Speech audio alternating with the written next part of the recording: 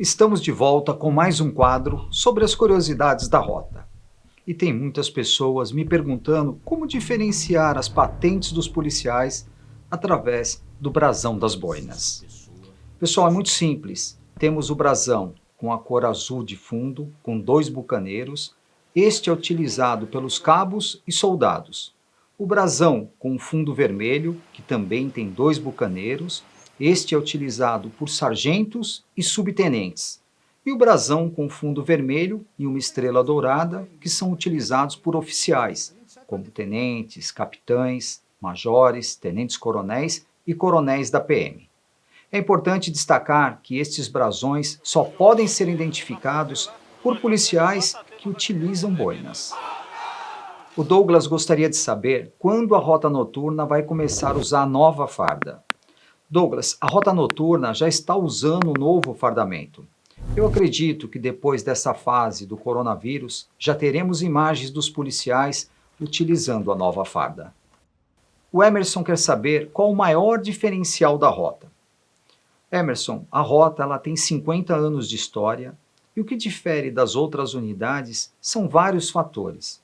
Por exemplo, a troca de experiências das ocorrências, que são os erros e acertos, o treinamento constante,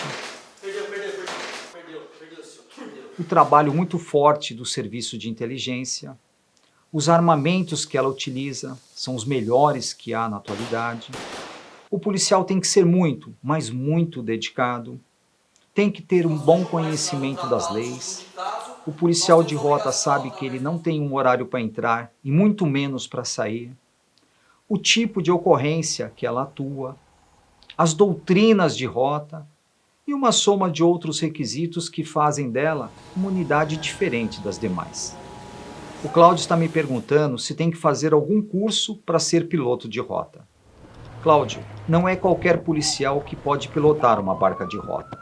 Ele tem que ser um bom motorista, ele tem que ser ousado, ele tem que fazer todos os cursos de pilotagem e ser aprovado, ele tem que entender da parte mecânica e depois disso ele tem que ser aceito como piloto pelos colegas.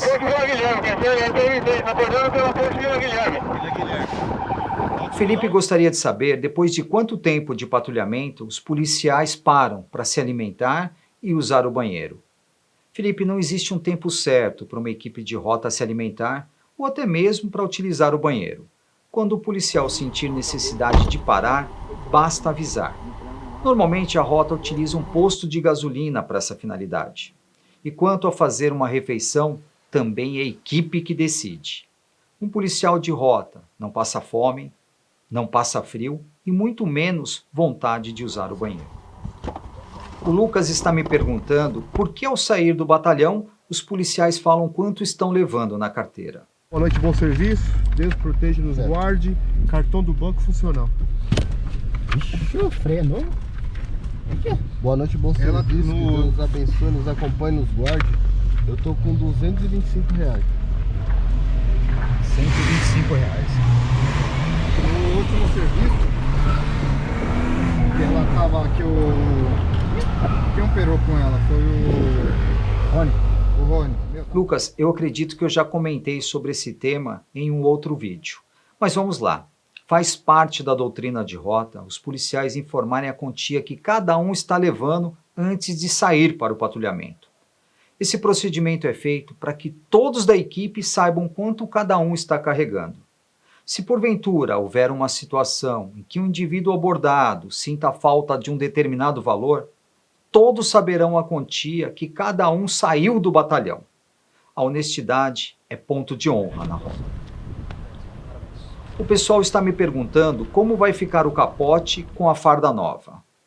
Pessoal, a rota, assim como as principais tropas de elite do Brasil e do mundo, estão sempre se aperfeiçoando, com as mudanças de equipamentos, acessórios e tecnologia. E a farda também faz parte dos novos tempos. Como não é possível se atualizar aproveitando tudo, infelizmente o capote não será mais usado. Eu tive a honra de registrar os últimos patrulhamentos da Rota Noturna com capote azul ferrete, que foi utilizado durante 50 anos. O Miller quer saber se um tenente, quando chega na rota, ele passa por algum estágio antes de comandar um pelotão. O estágio do oficial de rota, ele segue uma normatização interna, uma ordem de serviço, que ela é similar a qualquer outro policial que deseja servir no quartel. As primeiras semanas são dedicadas ao conhecimento do quartel, às rotinas e à doutrina que é emanada e é aplicada dentro do quartel. Após essas 2 ou 3 semanas de conhecimento interno, esse policial, esse oficial, ele estagia, ele vai trabalhar no serviço operacional junto com outro oficial mais antigo. E durante o patrulhamento é indicado, é ensinado todas as rotinas, os procedimentos, as técnicas de rota. Durante esse período é realizado algumas provas, é realizado algumas consultas para verificar o grau de entendimento e o grau de receptividade do que lhe foi ensinado. Essa é a primeira etapa. A segunda etapa é quando o oficial ele já trabalha sozinho dentro de um pelotão, subordinado, supervisionado pelo oficial mais antigo, mas ele tem já a sua própria equipe para poder trabalhar. Aí nessa etapa ele é designado para ministrar instruções, é designado para realizar algumas operações e verifica-se o que é o seu desempenho. Após essa segunda etapa, ele tem uma terceira etapa onde ele divide o pelotão com outro oficial mais antigo e ali ele executa todas as funções atinentes a um oficial de rota. Após isso, essas 3 fases geram em torno de 1 a 3 meses, é realizada uma reunião, o seu padrinho, que é um oficial escolhido por ele mesmo, pelo estagiário, ele é responsável e ele é o interlocutor desse oficial, ele é consultado sobre as condições, né, do seu estagiário, do seu afilhado. Há uma reunião entre os oficiais e há a deliberação das condições desse policial, da condição desse oficial em ser um comandante de pelotão de rota. Aí sim, lhe é facultado a oportunidade de utilizar o braçal de rota e numa cerimônia particular, numa cerimônia interna, é otorgado o braçal de rota a esse oficial e a partir desse momento ele recebe um pelotão de rota para ser seu, para ser subordinado a seu, para que ele execute as suas funções como comandante de pelotão.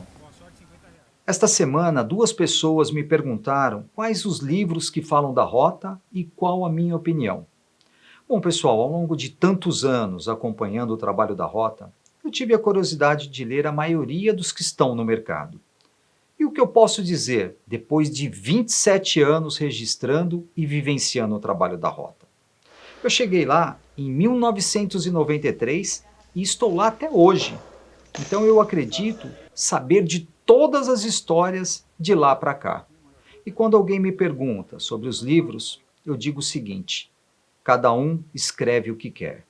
E quando se fala em livros e jornais, eu entendo que tem que ser levado em consideração 3 versões: a de quem escreveu, a de quem viveu e a que realmente aconteceu. Não é verdade? Diferente dos vídeos que são postados sem edição, porque neste caso não existe uma segunda versão, está ali registrado para todo mundo ver. E para finalizar, foram esses livros e essas histórias mal contadas que me motivaram a produzir todos os documentários sobre a rota. Inclusive, no segundo documentário, eu dei o nome da verdadeira história da rota, que está disponível no meu site www.eliajuniorfilmes.com.br. A verdadeira história da rota. Chegamos ao final de mais um quadro sobre as curiosidades da rota. Espero por vocês na próxima semana. Um grande abraço.